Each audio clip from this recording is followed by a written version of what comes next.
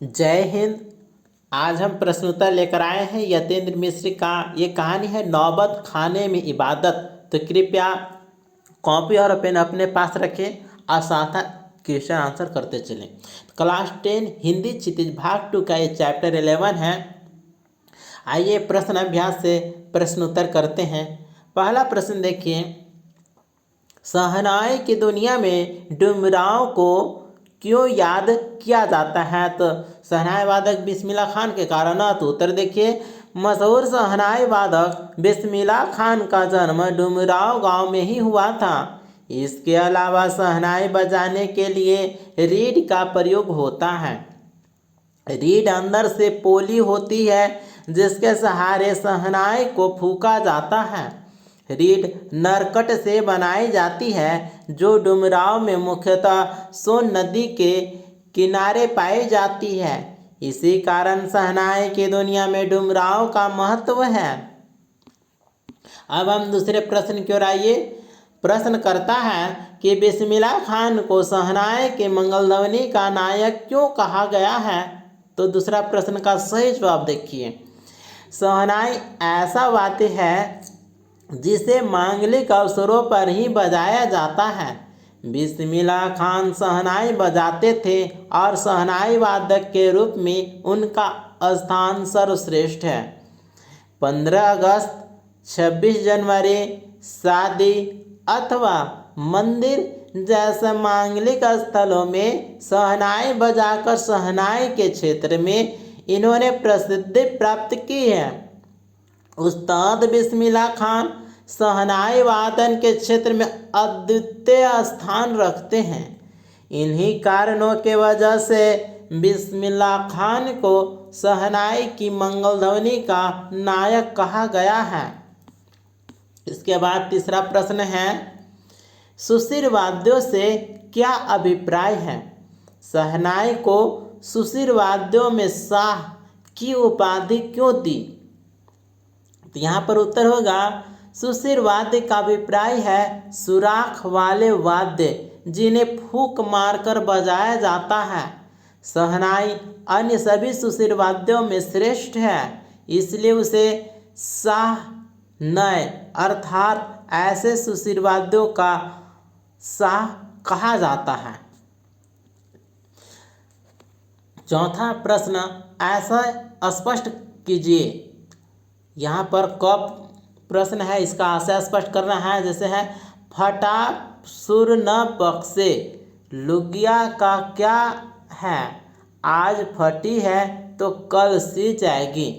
इसका उत्तर होगा, यहाँ बिस्मिल्लाह खान ने सुर तथा कपड़े धन दौलत से तुलना करते हुए सुर को अधिक मूल्यवान बताया है, क्योंकि कपड़ा यदि एक बार फट जाए तो दोबारा सिल देने से ठीक हो सकता है, परंतु किसी का फटा हुआ सुर कभी ठीक नहीं हो सकता है और उनकी पहचान सुरों से ही थी। इसलिए वह यह प्रार्थना करते हैं कि ईश्वर उन्हें अच्छा कपड़ा अर्थात धन दौलत दे या न दे, लेकिन अच्छा सुर अवश्य दे। इसके बाद ख प्रश्न है, मेरे मालिक सुर बख्श दे। सुर में वह तासीर पैदा कर कि आंखों से सच्चे आंसू निकल आए। इसका व्याख्या हम करेंगे तो इसका उत्तर होगा कि बिस्मिल्लाह खान 5 वक्त नमाज के बाद खुदा से सच्चा सुर पाने की प्रार्थना करते थे। वे खुदा से कहते थे कि उन्हें इतना प्रभावशाली सच्चा सुर दे और उनके सुरों में दिल को छूने वाली ताकत बख्शे। उनके शहनाई के स्वर आत्मा तक प्रवेश करें और उसे सुनने वालों की आँखों से सच्चे मोती की तरह आंसू निकल जाए। यही उनके सुर की कामयाबी होगी। इसके बाद 5वां प्रश्न है, काशी में हो रहे कौन से परिवर्तन बिस्मिल्लाह खान को व्यथित करते थे? तो यहाँ पर आंसर होगा, काशी की अनेकों परंपराएं धीरे धीरे लुप्त होती जा रही है। पहले काशी खान पान की चीज़ों के लिए विख्यात हुआ करता था, परंतु अब वह बात नहीं रह गई है। कुलसुम की छन करती संगीतात्मक कचौड़ी और देसी घी की जलेबी आज नहीं रही है।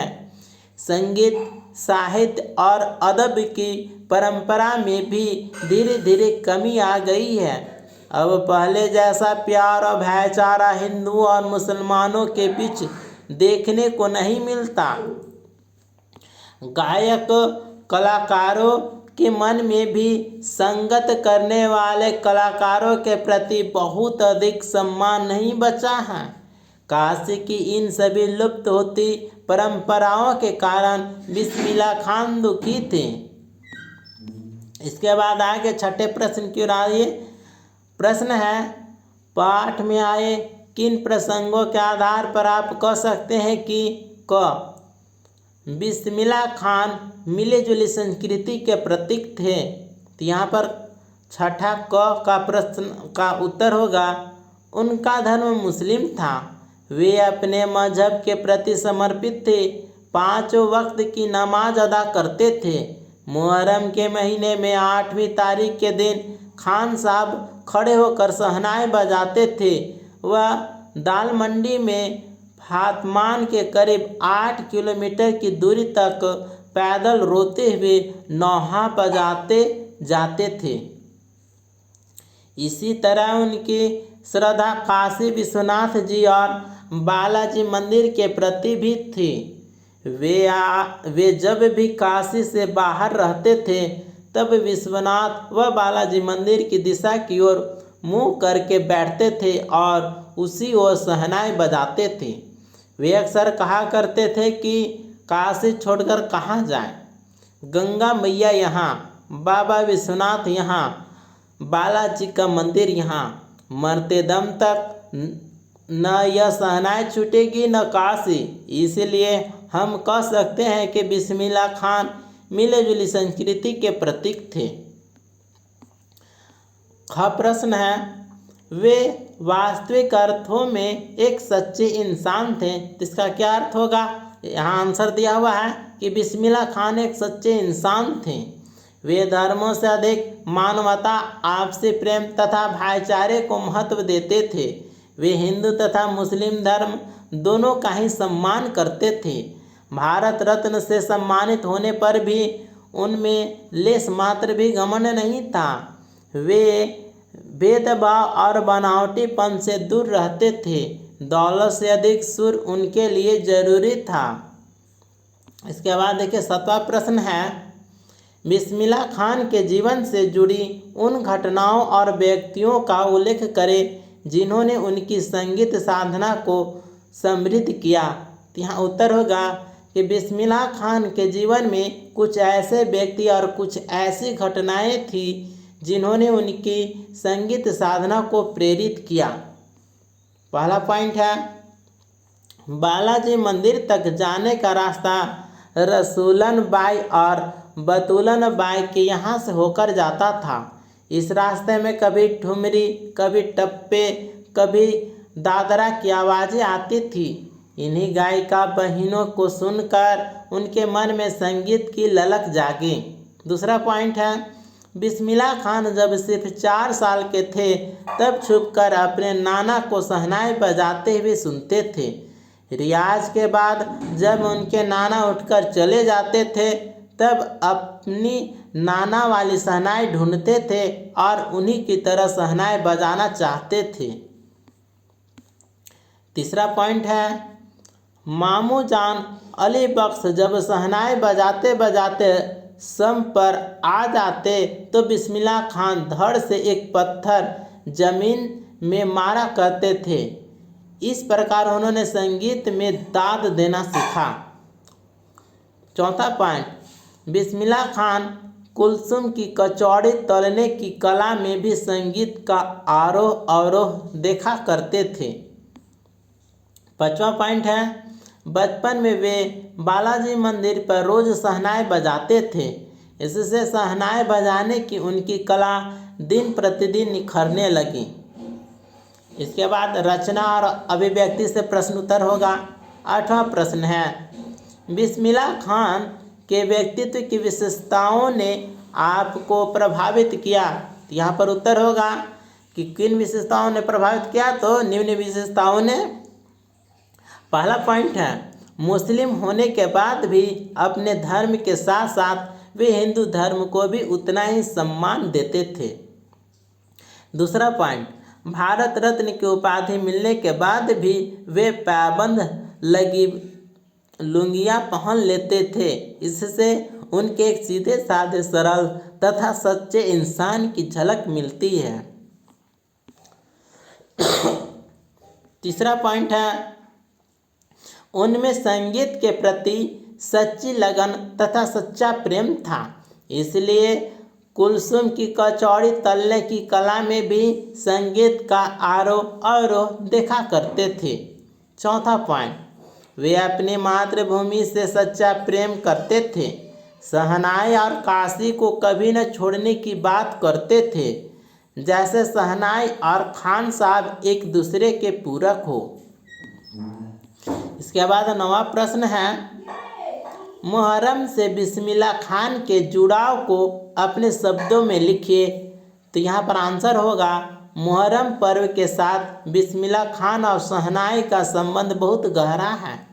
मुहर्रम के महीने में शिया मुसलमान शोक मनाते थे, इसलिए पूरे 10 दिनों तक उनके खानदान का कोई व्यक्ति न तो मुहर्रम के दिनों में शहनाई बजाता था और न ही संगीत के किसी कार्यक्रम में भाग लेते थे। 8वीं तारीख खान साहब के लिए बहुत ही महत्वपूर्ण होती थी। इस दिन खान साहब खड़े होकर शहनाई बजाते और दाल मंडी में फातमान के करीब 8 किलोमीटर की दूरी तक पैदल रोते हुए नौहा बजाते हुए जाते थे। इन दिनों कोई राग रागिनी नहीं बजाई जाती थी। उनकी आंखें इमाम हुसैन और उनके परिवार के लोगों की शहादत में नम रहती थी। इसके बाद आइए 10वां प्रश्न है, बिस्मिल्लाह खान कला के अनन्य उपासक थे। तर्क सहित उत्तर दीजिए। यहाँ पर उत्तर होगा, बिस्मिल्लाह खान भारत के सर्वश्रेष्ठ शहनाई वादक थे। वे अपनी कला के प्रति पूर्णतया समर्पित थे। उन्होंने जीवन भर संगीत को संपूर्णतया व एकाधिकार से सीखने की इच्छा को अपने अंदर जिंदा रखा। वे अपने सुरों को कभी भी पूर्ण नहीं समझते थे, इसलिए खुदा के सामने वे गिड़गिड़ा कर कहते, मेरे मालिक एक सुर बख्श दे। सुर में वह तासीर पैदा कर कि आँखों से सच्चे मोती की तरह अनगढ़ आंसू निकल आए। खान साहब ने कभी भी धन दौलत को पाने की इच्छा नहीं की, बल्कि उन्होंने संगीत को ही सर्वश्रेष्ठ माना। वे कहते थे, मालिक से यही दुआ है, फटा सुर न बख्शे। लुंगिया का क्या है, आज फटी है तो कल सी जाएगी। इससे यह पता चलता है कि बिस्मिल्लाह खान कला के अनन्य उपासक थे। अब हम भाषा अध्ययन से प्रश्नोत्तर करेंगे। 11वां प्रश्न है, निम्नलिखित मिश्र वाक्यों के उपवाक्य छांटकर भेद भी लिखिए। यहाँ पर क प्रश्न है, यह जरूर है कि शहनाई और डुमराव एक दूसरे के लिए उपयोगी हैं। ठीक है, तो इसमें मिश्र वाक्य उपवाक्य छांटकर भेद भी लिखना है। तो यहाँ पर आंसर होगा, शहनाई और डुमराव एक दूसरे के लिए उपयोगी हैं। इसमें संज्ञा उपवाक्य है। ख प्रश्न है, रोड अंदर से पोली होती है, जिसके सहारे शहनाई को फूंका जाता है। तो ख का उत्तर होगा, जिसके सहारे शहनाई को फूंका जाता है। यह विशेषण उपवाक्य है। ग प्रश्न है, रीड नरकट से बनाई जाती है, जो डुमराव में मुख्यतः सोन नदी के किनारों पर पाई जाती है। तो आंसर होगा, जो डुमराव में मुख्यतः सोन, यहाँ पर सोन है, सोन, जो डुमराव में मुख्यतः सोन नदी, यहाँ पर सोन होगा, सोन नदी के किनारों पर पाई जाती है, इसमें विशेषण उपवाक्य होगा।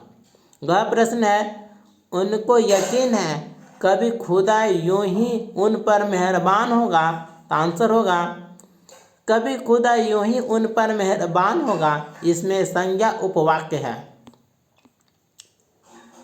अंग प्रश्न है, हिरन अपने ही महक से परेशान पूरे जंगल में उस वरदान को खोजता है जिसकी गमक उसी में समाई है। इसका आंसर होगा जिसकी गमक उसी में समाई है, और इसमें विशेषण उपवाक्य है। च प्रश्न, खान साहब की सबसे बड़ी देन हमें यही है कि पूरे 80 बरस उन्होंने संगीत को संपूर्णता व एकाधिकार से सीखने की जिजीविषा को अपने भीतर जिंदा रखा। इसका आंसर होगा पूरे 80 बरस उन्होंने संगीत को संपूर्णता व एकाधिकार से सीखने की जिजीविषा को अपने भीतर जिंदा रखा, इसमें संज्ञा उपवाक्य है। अब आते हैं 12वां प्रश्न की ओर। निम्नलिखित वाक्यों को मिश्रित वाक्यों में बदलिए। वाक्य है उसको मिश्रित वाक्यों में बदलना है। जैसे क प्रश्न, इसी बाल सुलभ हंसी में कई यादें बंद हैं, इसको मिश्रित वाक्य में बनाएंगे। यह ऐसी बाल सुलभ हंसी है जिसमें कई यादें बंद हैं। ठीक है। अब ख प्रश्न है, काशी में संगीत आयोजन की एक प्राचीन एवं अद्भुत परंपरा है। इसका मिश्रित वाक्य में होगा कि काशी में जो संगीत समारोह आयोजित किए जाते हैं उनकी एक प्राचीन एवं अद्भुत परंपरा है। ग प्रश्न, धत पगली भारत रत्न हमको शहनाई पे मिला है, लुंगिया पे नहीं। इसका मिश्र वाक्य बनेगा तत् पगली, ये जो भारत रत्न हमको मिला है वह शहनाई पे मिला है, लुंगिया पे नहीं। इसके बाद घ प्रश्न है, काशी का नायाब होरा हमेशा से, ठीक है, हीरा है। ठीक है, काशी का नायाब हीरा, यहाँ पर हीरा होगा। काशी का नायाब हीरा हमेशा से दो कौमा को एक होकर आपस में भाईचारे के साथ साथ रहने की प्रेरणा देता रहा। ठीक है, तो यहाँ पर मिश्र वाक्य बनेगा, काशी का वह नायाब हीरा जो हमेशा से दो कौमों को एक होकर आपस में भाईचारे के साथ रहने की प्रेरणा देता रहा है। इस प्रकार से इस चैप्टर का कंप्लीट वीडियो हो चुका है। मिलते हैं अगले वीडियो में। थैंक यू, धन्यवाद।